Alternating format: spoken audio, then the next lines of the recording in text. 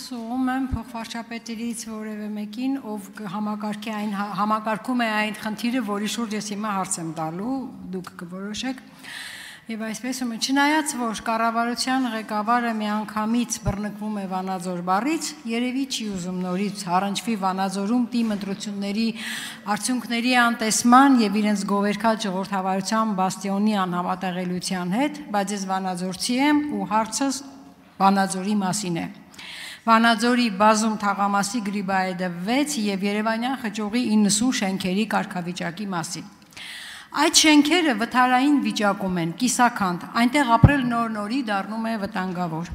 Եվ երբ այս շենքերի հարցով ես դիմել եմ տկեն նախարարություն, արդեն բազմիցս երևի դուք եք հոգնել ես հասցեներ լսելիս,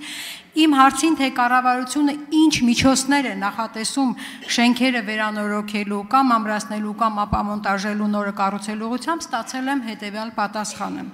Գրիբաեդը 6 շենքը ներառված է քանդման ենթակա 4-րդ աստիճանի վնասվածություն ունեցող շենքերի ցուցակում, իսկ Երևանյան 90-ի համար գրված է. շենքը թեև գնահատվել է 3-րդ կարգի վթարային, սակայն հնարավոր մի քիչ ուժեղ ցնցումը կարող է դառնալ շենքի ամբողջական փլուզման պատճառ։ Եվ ընդհանրապես հիմա ինչ, ցուցակում ներառել եք ու վերջ, այլևս այդ շենքի բնակիչները պետք է հանգիստ ապրեն ու սպասեն, երբ կփլվի, այդ ցնցումները երբ կլինեն, գիտակցումով, որ իրենց շենքերի համարները այդ ցուցակում կան, այդքանը հերիք է, երբանից եք պատրաստվում զբաղվել այդ շենքերի հարցերով, կանխել հնարավոր վնասները, ընդհուպ մեղա Աստծո, բայց հնարավոր մարդկային կորուստները։ Եվ մի կարևոր հարց, հնարավոր է արդյոք այդ շենքերի ամրացման, ապամոնտաժման, կառուցման ծրագրերը ներառել գոնե 26 թվականի բյուջեով նախատեսված միջոցառումների ցանկում։ Արդեն կպատասխանի փոխվարչապետ Տիգրան Խաչատրյանը, համեցեք պարոն փոխվարչապետ։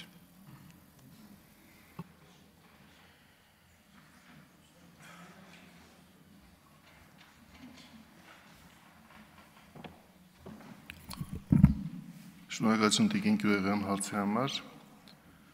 Իհարկե ձեր կողմից նկատված հարցը շատ զգայուն եւ համակարգված լուծում պահանջող հարց է։ Գիտեք, որ Վանաձորում ձեր կողմից նշված 2 շենքերը, որոնցից մեկը նշեցիք, որ 4-րդ կարգի վթարայնություն ունի, մյուսը 3-րդ, բացառիկ չեն եւ Երևանում կան բազմաթիվ նման շենքեր եւ հանրապետության մյուս մարզերում։ Մեկ օրինակ, որ վերջին տարիներին հանգուցալուծում ունեցավ, դա Ապարանում եղած դեպքներ, 2 վթարային շենքեր, բնակիչները ապահովեցին նորակառույց շենքում բնակարաններով եւ հնարավոր եղավ այդ 2 վթարային շենքերը քանդել, այսինքն համայնքը դարձավ նախ այդ շենքերի իրավատերը, հետո նաեւ կարողացավ վերացնել այն վտանգը, որ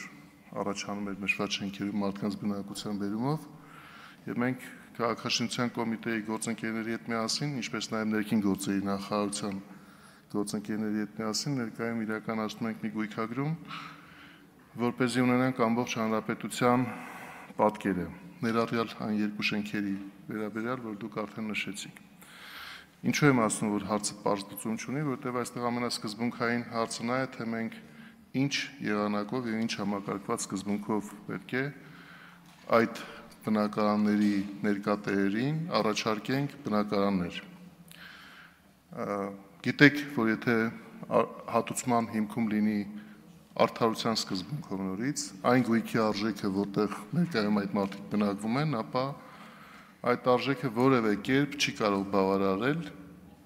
նոր բնակարանի սերտիֆիկատ որպես փոխհատուցում այդ մարդկանց տալու համար։ Ինչու, որովհետև ինքնին այդ շենքերի արժեքը, որոնք արդեն փլուզման ենթակա են, քանդման ենթակա են,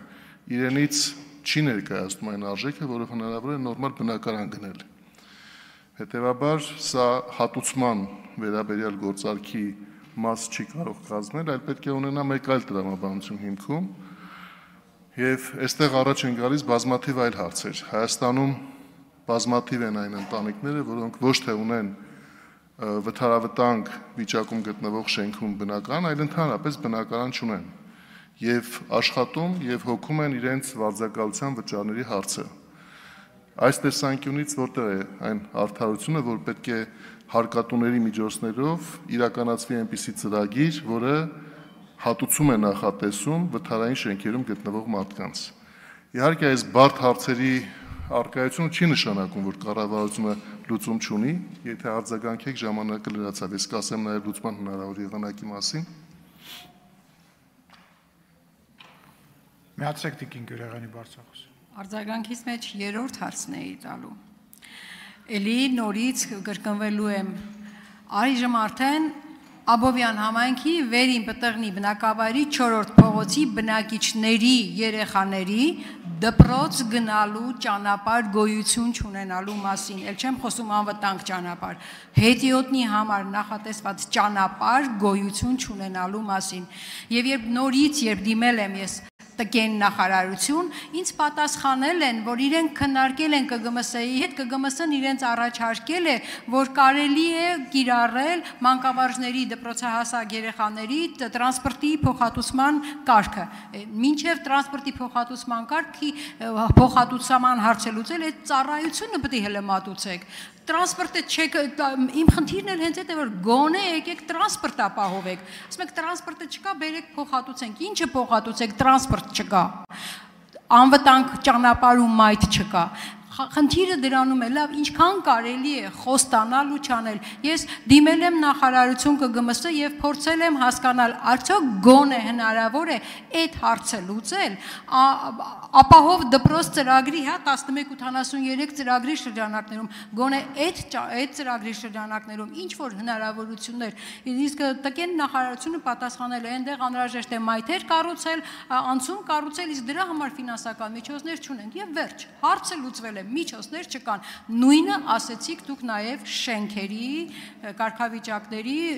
ու այդ վիճակը ճշտելու համար։ Միջոց չունենք, այսինքն խոստում տալ ու ոչինչ չանելը շատ լավ գործելավոճ է։